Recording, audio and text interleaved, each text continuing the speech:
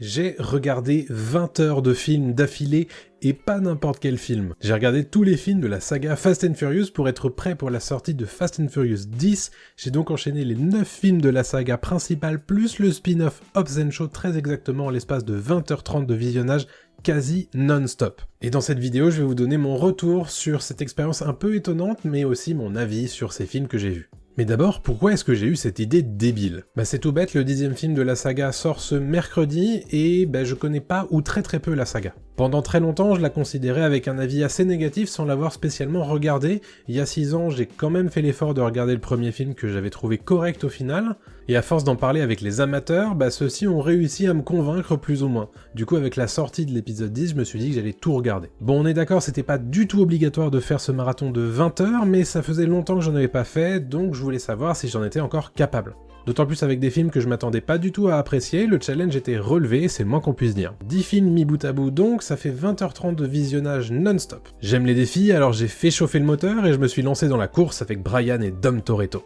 Alors du coup, comment ça s'est passé ? Comme vous pouvez vous en douter, la journée a été longue, très longue. D'autant plus que j'ai commencé à 6h du matin, après avoir dormi à peu près 3 heures la veille. L'objectif de commencer le marathon si tôt était de pas terminer trop tard le lendemain. Même si je l'avais déjà vu, j'ai débuté le marathon par un revisionnage complet de Fast and Furious, le premier sorti en 2001.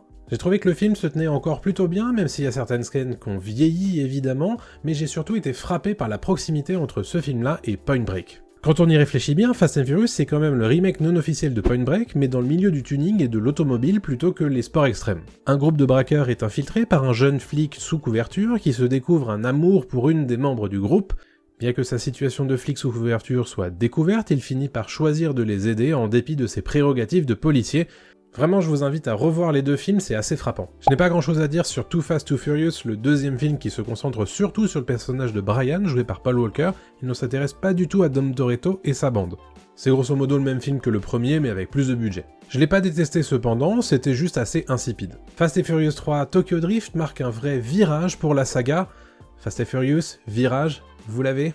On n'y retrouve aucun des membres du casting originel en dehors d'un caméo de Vin Diesel à la fin du film. C'est un film qui se concentre surtout sur un seul nouveau personnage, Sean Boswell, joué par Lucas Black. Il s'agit d'un jeune homme difficile dont la dernière chance est de partir à Tokyo pour faire oublier ses incartades avec la justice. Évidemment, il reprend ses mauvaises habitudes et tombe dans le milieu de la course de rue illégale Tokyo Heat. Pour être très honnête, le film m'est complètement passé au-dessus de la tête, je n'ai éprouvé aucun affect pour Sean et son parcours. On m'a appris que Christopher Nolan avait une tendresse particulière pour ce film-là, c'est loin d'être mon cas, très honnêtement, je l'ai trouvé pas dingue.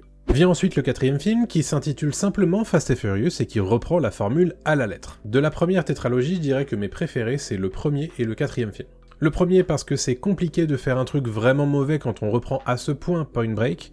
Le 4e parce qu'il y a une sorte d'aboutissement de la formule avec tous ses défauts mais aussi ses qualités, avant qu'on passe vraiment à autre chose à partir du 5e épisode. Dans les 4 premiers films, on reste vraiment centré sur le milieu de la course de rue. D'ailleurs, j'ai été surpris de pas entendre Dom Toretto et Vin Diesel avec leur sempiternel discours sur la famille, tout simplement parce que ça arrive à partir du 5e épisode et c'est pas du tout évoqué dans les 1, 2, 3, 4. Réalisé par Justin Lin, tout comme le 3 et le 4, Fast 5 fait évoluer la licence vers autre chose.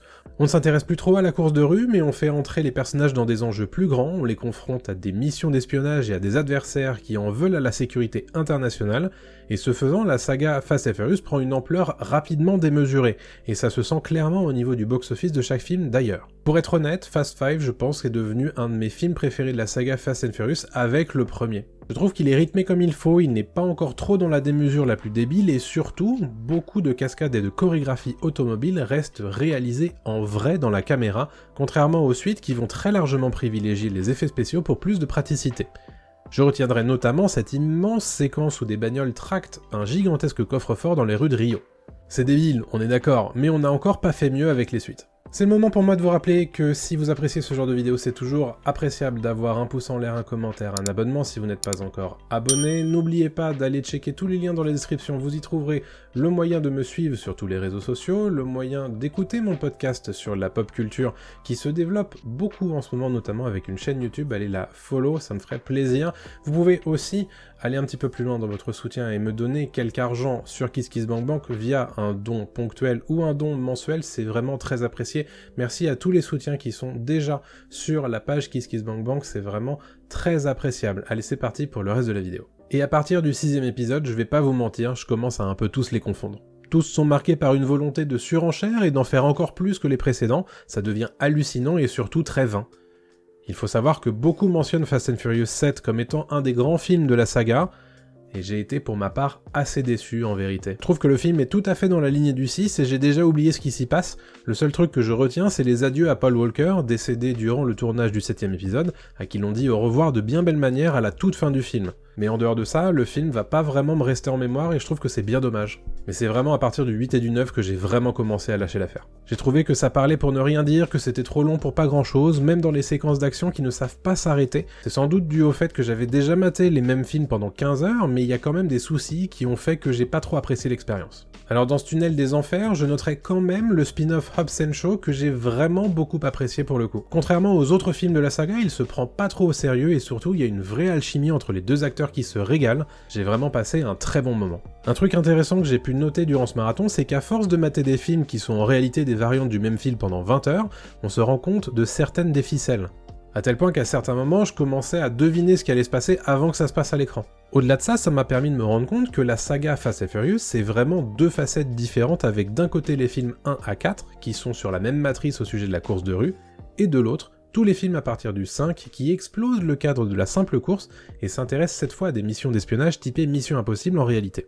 Il y a aussi un aspect formule qui revient et qui est très présent à partir de Phase 5 avec des éléments qui reviennent sans arrêt à tel point que ça en devient des gimmicks. Je pense par exemple aux voitures en roue arrière de Dom Toretto, mais aussi le fait qu'il mentionne sans arrêt l'importance de la famille à partir du 5e épisode. Ce sont aussi des films très beaux, on va pas se mentir, alors je sais, c'est assez évident de le dire, mais il faut le dire quand même. Il y a des cadrages cul, des fameux booty shots qui sont élevés au rang d'art à ce niveau-là. Enfin, scénaristiquement, on se repose sans arrêt sur le trope de l'ennemi devenu ami. Vous pouvez être sûr que l'ennemi d'un épisode deviendra ami dans l'épisode suivant. Même chose, les scénarios s'embarrassent peu de la mort de certains personnages qui reviennent d'entre les morts sans qu'on se prenne trop la tête à le justifier. Bref, Fast and Furious, c'est à peu près tout ce qui est attendu d'une saga comme ça, du moins elle correspond tout à fait à l'image que j'en avais sans l'avoir regardée.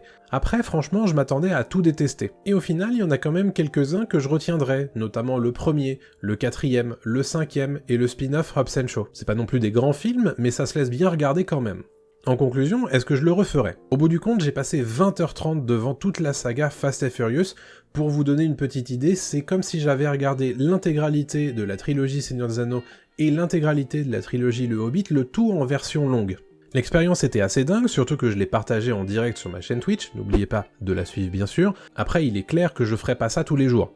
On finit par perdre patience à un moment donné, mais aussi l'attention se dilue, surtout sur des films qu'on n'apprécie pas des masses. Je pense que j'ai aussi sans doute été plus critique avec les derniers films, étant donné que j'en avais marre et que c'était la fin du marathon.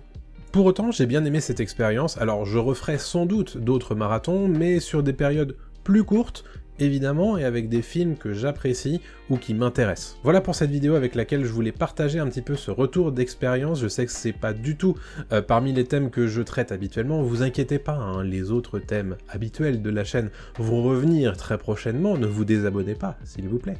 Mais voilà, je voulais vous partager un petit peu ce truc-là parce que j'ai trouvé que c'était une expérience assez unique, et je voulais la partager avec vous. N'oubliez pas de me suivre sur les différents réseaux sociaux, d'écouter mon podcast, tous les liens sont dans la description, tout comme mon lien vers ma page KissKissBankBank, c'est grâce à KissKissBankBank que j'ai pu payer les DVD de Fast and Furious pour faire ce marathon. Donc merci évidemment à tous les kisseurs, je sais pas comment on dit, tous les soutiens sur KissKissBankBank. On va se donner rendez-vous très prochainement pour une nouvelle vidéo, d'ici là portez-vous bien, salut à tous.